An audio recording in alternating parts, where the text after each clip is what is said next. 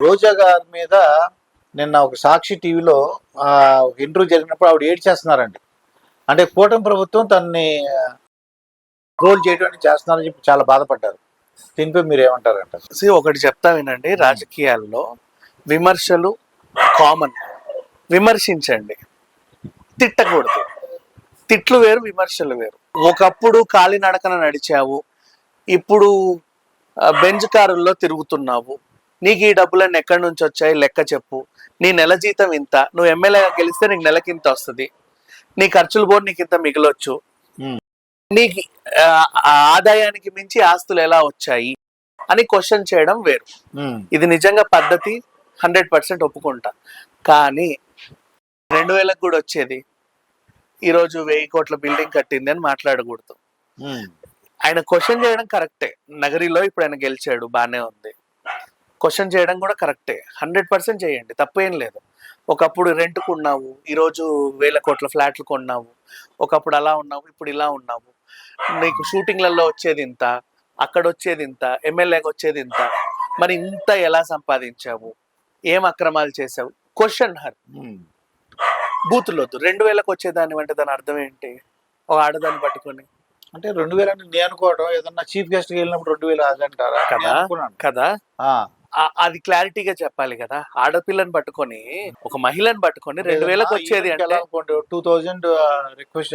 అదే అంటున్నా, ఆడదాన్ని పట్టుకొని 2000కు వచ్చేది అంటే పద్ధతిగా మీలా ఆలోచించే వాళ్ళు అలా అనుకుంటారు, దీనికేమో దానికేమో అని. అరుగు మీద కూర్చునే వాళ్ళు, వైన్ షాప్ వెనకాల తాగే వాళ్ళు ఏమనుకుంటారు, రోజు 2000కు వస్తుంది అంటారా? తప్పే కదా. ఓకే, ఇప్పుడు అర్థమైంది అన్న. తప్పే కదా. విమర్శించండి, తప్పు లేదు. తిట్టొద్దు. అండ్ ఈ డబుల్ మీనింగ్ డైలాగులు వాడకూడదు. అంటే హుందాతనంగా మాట్లాడాలి. ఇప్పుడు ఆమె కరెక్ట్ అని నేను అనట్లా. నువ్వు కూడా పిచ్చి పిచ్చిగా తిట్టావు. మరి ఇప్పుడు లోకేష్ ని పట్టుకొని ఇష్టం ఉన్నట్టు మాట్లాడింది, లాంగ్వేజ్ ని విమర్శించావు, ఫ్యామిలీ జోళ్ళకి వెళ్తావు, బాడీ షేమింగ్ చేస్తావు. చెయ్యి, నువ్వు కూడా చేశావు, నువ్వు చేసింది తప్పే. నువ్వు కూడా వాళ్ళని విమర్శించాలి. నీకు పని చేత కాదు, అది చేత కాదు, ఇది చేత కాదు, మీ ప్రభుత్వానికి ఏది చేత కాదు, మేము వచ్చుంటే అది చేసేవాళ్ళం, ఇది చేసేవాళ్ళం. Okay, you do what ever. ఇకపోతే ఇక్కడ ఏం చేస్తున్నారంటే, ఇది అంటే ఈ పార్టీ వాళ్ళు చేశారు, ఆ పార్టీ వాళ్ళు చేశారని నేను అనట్లా. రోజా గారి మీద చేసినటువంటివి నాకు ఆమె పార్టీ ఏదో దానికి సంబంధం లేదు, ఒక మహిళగా మాట్లాడుతున్నా. ఆమెను న్యూడ్గా పిచ్చి పిచ్చి బట్టలేసి ఆవిడ్ని జగన్ వాటేసుకున్నట్టు, జగన్ రొమాన్స్ చేసినట్టు. ఓకే, అటువంటివి మార్ఫింగ్ ఫోటోలు అన్నమాట. మార్ఫింగ్ ఫోటో పెట్టి ఎవరికి పెట్టావు నువ్వు? సోషల్ మీడియాలో పెట్టట్లా, వాళ్ళ అబ్బాయికి ఫోన్లకు పెడుతున్నారు. ఇది తప్పు కదా. దానికి ఆమె ఏడ్చింది. యాక్చువల్లీ నాకు ఇది నచ్చల. గతంలో కూడా బండారు సత్యనారాయణ, ఆయన ఎవరు, ఏ రోజా నువ్వు ఏ లాడ్జ్ లో పడుకున్నావో నాకు తెలుసు, ఎవరితో పడుకున్నావో తెలుసు అని చెప్పి పిచ్చి పిచ్చిగా బజార్ దానా అని మాట్లాడాడు. ఇవి వద్దు అంటున్నా నేను. ఏ పార్టీ అయినా సరే, ఈమె మాట్లాడేది కూడా కరెక్ట్ అని నేను చెప్పను. ఈమెకి నోటి దురుసుంది. కానీ మహిళ అయినా సరే, పురుషుడైనా సరే ఈ టైప్ ఆఫ్ మాటలు ఎందుకు అని. అంటే 2019 నుంచి 2024 వరకు మరి కూటమి ప్రభుత్వంలో కొంత నాయకులు పిల్లలకు కూడా అలా పంపించారటండి. పంపారు, అది కూడా తప్పే. వీళ్ళేం శుద్ధ పూసలని నేను అనట్లా. వీళ్ళకి సంబంధించిన వాళ్ళు చేసిన దరిద్రాలు కూడా బోల్డ్ ఉన్నాయి. శ్రీరెడ్డి గారితో మాట్లాడి అబ్బాయి చిచి, అదైతే ఇంకా చెండాలం. ఆమె గురించి ఇంకా మాట్లాడటం కూడా వేస్ట్. బూతులే, ఆమె నోరు తెరిస్తే. ఆమె బూత్ అని తెలిసి ఆమెతో మాట్లాడించారు, అది కూడా అర్థమైంది. ఒక దగ్గర ఆపేయండి అని. అది ఎక్కడొక్కడ ఆగాలి. నువ్వు అప్పుడు మీరు చేశారు కదా అని ఇప్పుడు వీళ్ళు చేసి, మళ్ళీ నెక్స్ట్ మళ్ళీ వాళ్ళు చేసి, తర్వాత వీళ్ళు చేసి, మీరు ఏం చేస్తున్నారంటే, ఇప్పుడు టెక్నాలజీ బాగా డెవలప్ అయింది, పిల్లలు కూడా తొందరగా ఎదుగుతున్నారు. బాగా గుర్తుపెట్టుకోండి. ఒకప్పుడు కుటుంబాలు ఉన్నాయి, ఒకప్పుడు వేరు. ఇప్పుడు పిల్లోడు 5th క్లాస్ పిల్లోడిని చూస్తే 5th క్లాస్ వీడేం తింటున్నాడు అంటాం మనం. అంటే న్యూట్రిషన్ వాల్యూస్ కానీ, బయట మన ఆహారం, ఈ పద్ధతులు ఇవన్నీ కూడా మారిపోయాయి. అన్ని మారిపోయేసరికి ఏంటంటే త్వరగా ఎదుగుతున్నారు పిల్లలు. వాడికి ఆ ఎదుగుదల వచ్చేసరికి చేతికి మనం ఫోన్ ఇచ్చేస్తున్నాం 7వ తరగతి 6వ తరగతి రాగానే. వాడికి ప్రపంచం అంతా తెలిసిపోతుంది, మంచి చెడు కూడా తెలిసిపోతుంది. అట్లాంటప్పుడు పేరెంట్స్ న్యూడ్ ఫోటోలు వాళ్ళతో వీళ్ళతో డాన్సులు చేస్తున్నట్టు అట్లా పిల్లలకి పంపిస్తే వాళ్ళ మైండ్ డిస్టర్బ్ అవుతుంది. చాలా తప్పది యాక్చువల్గా ఈ విషయంలో.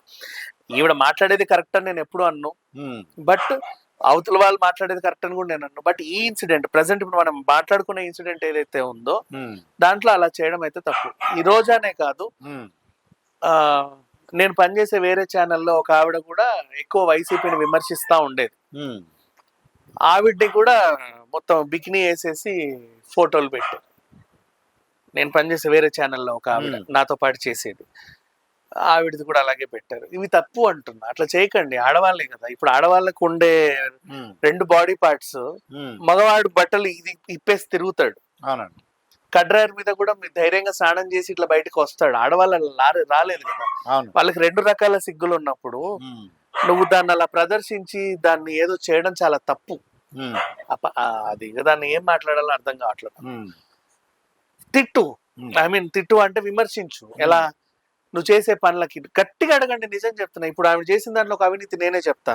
టూరిజం మినిస్ట్రీగా ఉన్నప్పుడు ఈ అవినాష్ రెడ్డి ఉన్నాడు కదా, పులివెందులలో అవినాష్ రెడ్డి చుట్టాలకి ఒకడికి రోడ్డు మీద ఒక కొంప తగలడింది. దాని ఖర్చు ఎంత అంటే ఆ ల్యాండ్ కాస్ట్, బిల్డింగ్ కాస్ట్ కూడా 2-2.5 కోట్లకు మించి ఉండదు బేసికల్లీ. దాన్ని ఏం చేసిందంటే టూరిజం శాఖ 12 కోట్లు ఇచ్చా బిల్డింగ్ ని కొనింది అనమాట. ఎందుకమ్మా టూరిజం గారు మీకు ఈ బిల్డింగ్ ఎందుకు అంటే, మేము దీన్ని ఒక అద్భుతమైన హోటల్ గా డెవలప్ చేయడానికి ఈ ప్రాపర్టీని కొన్నాము అన్నాం. బానే ఉంది, కొను తప్పులేదు. అంటే పావులకు విలువ చేసే ప్రాపర్టీని నువ్వు 100 రూపాయలకి కాదు 10 రూపాయలు ఇచ్చి కొన్నావు. దాంట్లో ఏం పెడతావు అంటే హోటల్ అన్నావు. సరే పోనీ తర్వాత అన్న టూరిజంకి ఏమైనా ఉపయోగం ఉందా?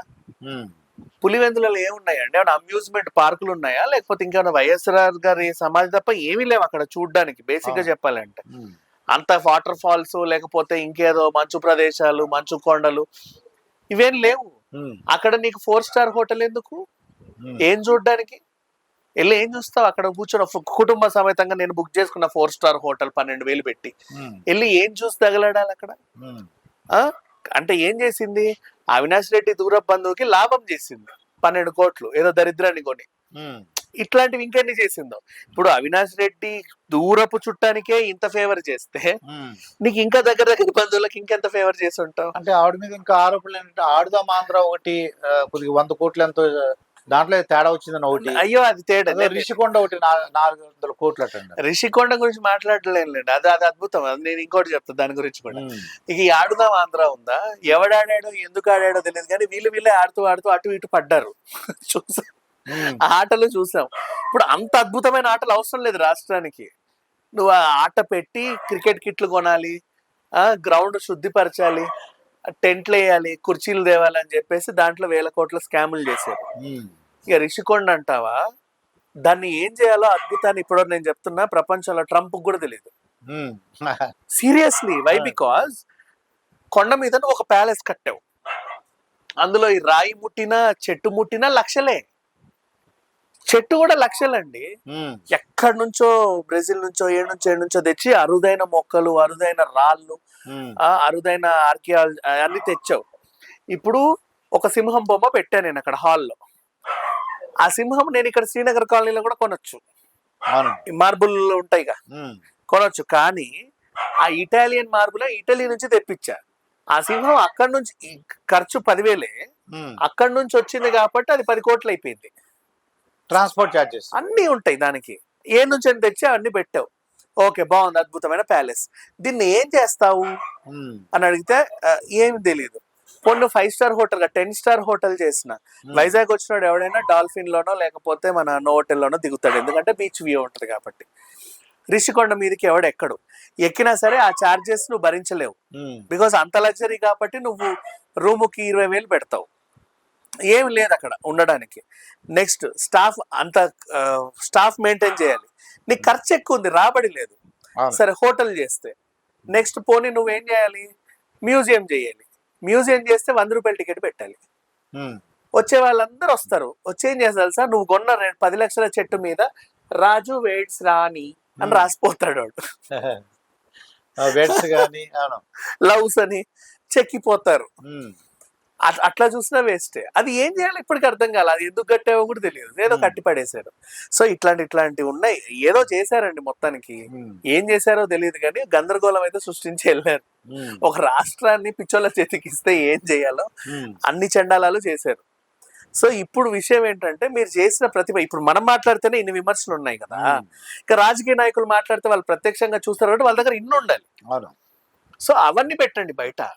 అవి కాకుండా మీరు పర్సనల్ గా వాళ్ళ బికినీలు వేసి వాళ్ళ బెడ్రూమ్లలో డొర్లినట్టు ఫోటోలు పెట్టి క్లబ్ డాన్స్లలో పెట్టి ఇది చాలా తప్పు. ఇది అది నేను అంటాను.